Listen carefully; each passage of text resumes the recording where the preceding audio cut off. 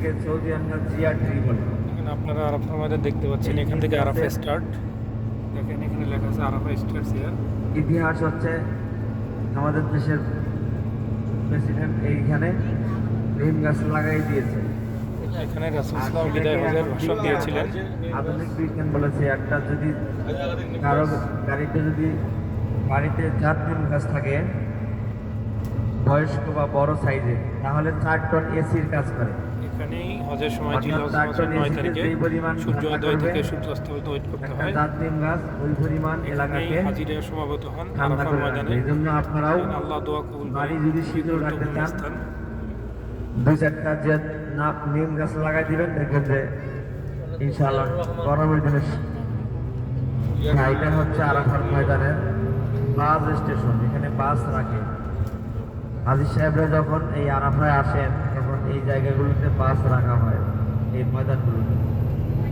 আর হাজী সাহেবরা অবস্থান করেন সামনে থেকে দেখাবো আপনাদের যে তাঁবুর মতো কিছু গুটি দেওয়া আছে, যেগুলো এখন গুছিয়ে রাখা হয়েছে। হজের টাইমে এগুলোকে আবার সুন্দর করে সাজানো হয় হাজীদের বসার জন্য, শোয়ার জন্য। আমাদের নিয়ে আসছেন, ভিতরে এসি দেওয়া হয়, এক্সপ্লেইন করতেছে। চারপাশে বেড়া দেওয়া হয় এবং উপরে ছাউনি দেওয়া হয়। আগে এগুলো কিছুই ছিল না, ফাঁকা থাকতো। হাজিরা এসে সারাদিন রোদের মধ্যে কান্নাকাটি করতো। এখন তো অনেক সুবিধা করে দিয়েছে সরকার। এই যে এটা হচ্ছে মেট্রো রেল স্টেশন। এই যে আরাফার ময়দানের মেট্রো রেল এখানে স্টেশন। এসে রেলের মাধ্যমে এখানে নেমে সিস্টেম করে দিয়েছে চারপাশে, যাতে আসলে চাপ না পড়ে।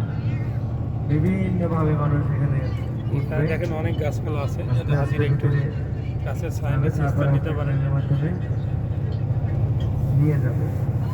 আমরা এখন আরাফার ময়দানের মূল জায়গায় এসেছি। দেখেন এই যে আমাদের দেশে বাংলা ঘরের মতো রোয়া বাটাম দিয়ে কি করা সিস্টেম করা, এটাই হচ্ছে তাঁবুর সিস্টেম।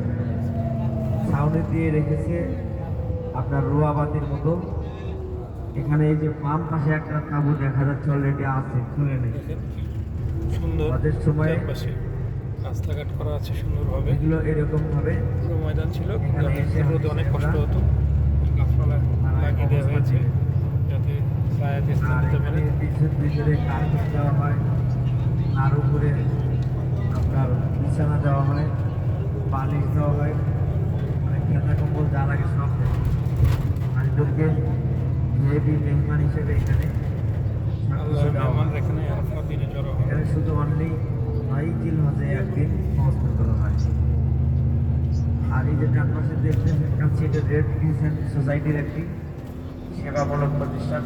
হাজীদেরকে সুস্থ বা অসুস্থ অবস্থায় সেবা দেওয়ার জন্য এখানে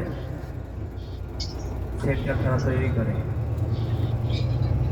আমরা মোটামুটি চলে যাচ্ছি এখন হচ্ছে আপনার জাবালে রহমতের দিকে, যেটিকে বলা হয় রহমতের পাহাড়। এই পাহাড়ে হেরা গুহা না, এটা হচ্ছে রহমতের পাহাড়, যেখানে রাসূলুল্লাহ সাল্লাল্লাহু আলাইহি সাল্লাম আরাফার ময়দানে ভাষণ দিয়েছিলেন।